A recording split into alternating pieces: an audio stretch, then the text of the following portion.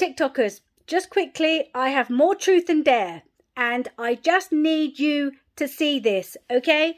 Because a week after my husband was left brain damaged by magician David Copperfield, he did an article. And this is the article.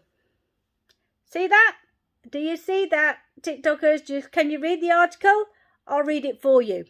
In the article, David Copperfield, he said, Copperfield admitted that he too has had to step up his game in the face of fierce competition. And he is quoted in this article. This is a week after he left my husband brain damaged. He is quoted in the article and it says, "It is dangerous," he said. "You take educated risks, but things do go wrong. Things do screw up." That's right, David, because you are the biggest screw up. Okay? And then you said, "You trust smart people, very well trained people." Well, clearly you didn't. "And people get hurt." And didn't they just? 1 week after you left my husband literally in the gutter, significantly, seriously hurt, you did that article knowing what you did. And then, in the same article, you said, here, can you read that? Can you read that nonsense? You said, "I don't think it is to sell tickets. I think it is pushing their own boundaries," he said, adding that audiences expect to see not the same old thing, see something that takes them to a whole new level. Well, leaving my husband brain damaged, you can't get any higher level than that, David, can you? And then, in the article, it says, 3 years ago, one of Copperfield's assistants was severely injured on stage when he was pulled into a giant fan blade. And MGM Grand President Scott Sibilla, that's right, Scott Sibilla, that's just been arrested for fraud and inside trading and God knows what else he was up to. He was there. He was in charge when my husband was left brain damaged.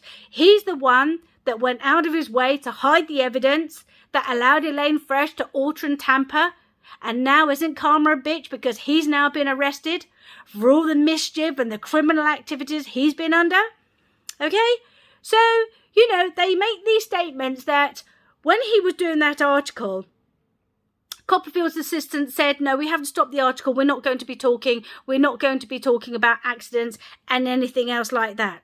So, you know, again, you know, I just want to show you this, all right? Okay? Right? And what it says, Copperfield admitted that he too had to step up his game in the face of fierce competition. "It is dangerous," he said.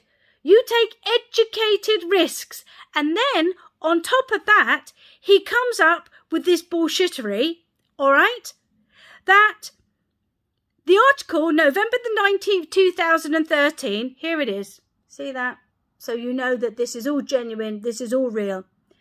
He says, magicians are now more like celebrity stuntmen, pushing themselves to the brink to bring in huge audiences, wait for it, and rake in enormous wealth.